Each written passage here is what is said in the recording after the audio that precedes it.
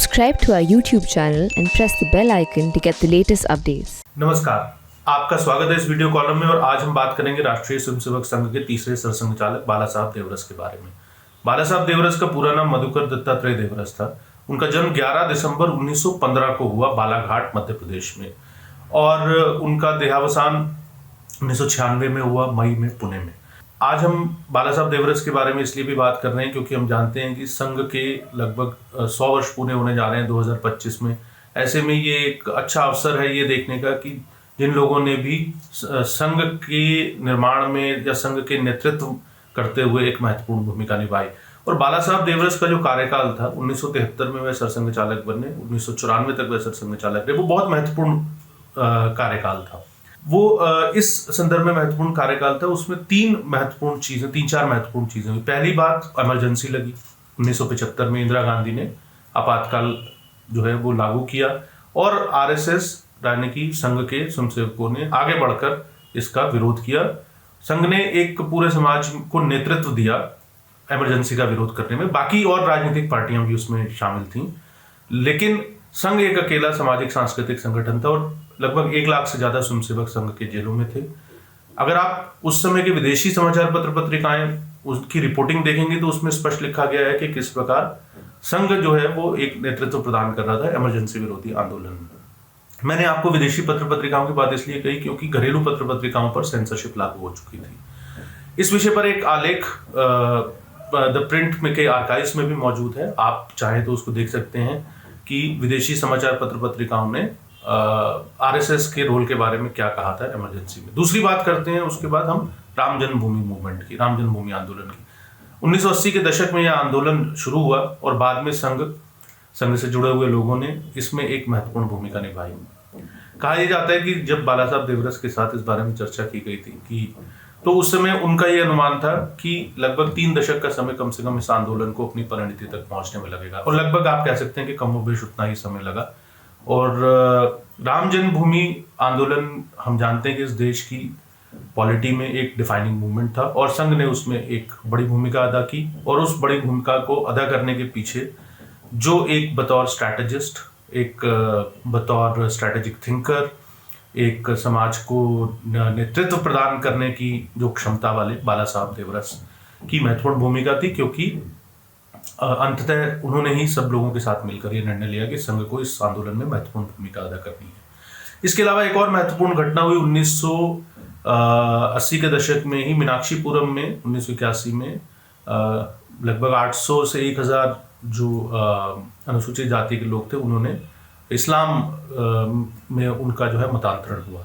इसको लेकर एक बड़ी धर्मांतरण को लेकर एक बड़ी बहस जो है वो बाला साहब देवरस के नेतृत्व में संघ ने उसकी शुरुआत की। देश भर के अंदर एक आत्मता यात्रा के माध्यम से एक पूरे देश के अंदर जो है वो लोगों को जोड़ा गया, इसके बारे में जागरूक किया गया, और समाज के एजेंडा पर इसको प्रमुखता से स्थापित किया गया। और हम देखते हैं कि तब से लेकर आज तक धर्मांतरण का मुद्दा चर्चा के केंद्र में जो है वो प्रमुखता से बना हुआ है।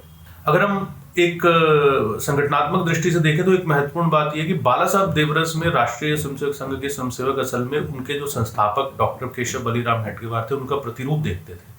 जिन लोगों ने डॉक्टर केशव बलीराम हेडगेवार को नहीं देखा, वो ये मानते थे कि बाला साहब देवरस उनका एक तरीके से प्रतिरूप है। उनका पूरा रिफ्लेक्शन उसमें दिखता था। जो संघ के दूसरे सरसंघ चालक हैं, गुरु गोलवलकर, उन्होंने 1940 की शुरुआत के सालों में संघ के शिविर में एक ये ऑन द रिकॉर्ड है कि ये कहा था कि जिन लोगों ने डॉक्टर साहब को नहीं देखा है वो बाला साहब देवरस को देखें, वो उनकी ही प्रतिमूर्ति है। 1940 में डॉक्टर हेडगेवार जो राष्ट्रीय स्वयंसेवक संघ के संस्थापक थे, 1940 में उनका देहांत हो गया था।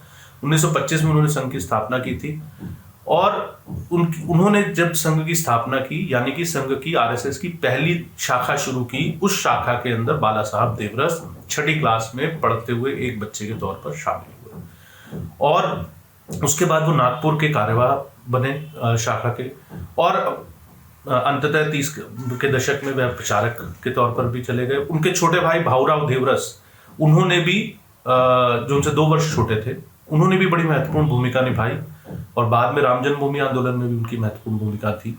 तो बाला साहब देवरस और भाऊराव देवरस दोनों ही भाई संघ के प्रचारक के तौर पर उन्होंने अपना जीवन संगठन के लिए दिया, समाज के लिए दिया। बाला साहब देवरस की जो संगठन क्षमता थी वो बड़ी गजब की मानी जाती थी, और वो उन्होंने एक साथ 15 शाखाएं नागपुर के अंदर शुरू की थी।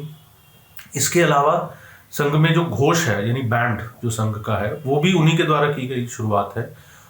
पहले संघ में 5 दिन शाखा लगती थी, 7 दिन हफ्ते में नहीं लगती थी, लेकिन 1930 के दशक में बाला साहब देवरस ने ये चेंज किया कि 2 दिन जो है वो नहीं छोड़ना चाहिए, और उसके बाद से संघ की शाखा हफ्ते में 7 दिन लगती है। साल में 365 दिन संघ की 1 घंटे की दैनिक शाखा लगती है।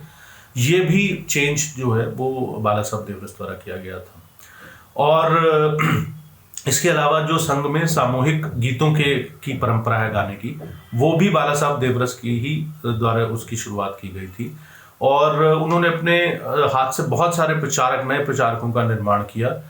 1948-49 में उन्होंने युगधर्म नाम का जो प्रकाशन है उसकी शुरुआत की। उसके बाद उन्होंने कई ऐसे समाचार पत्र पत्रिकाओं का महत्व उन्हें उसी समय समझ में आ गया था कि मीडिया का कितना महत्व है, तो संघ के स्वयंसेवकों को उन्होंने प्रेरित किया।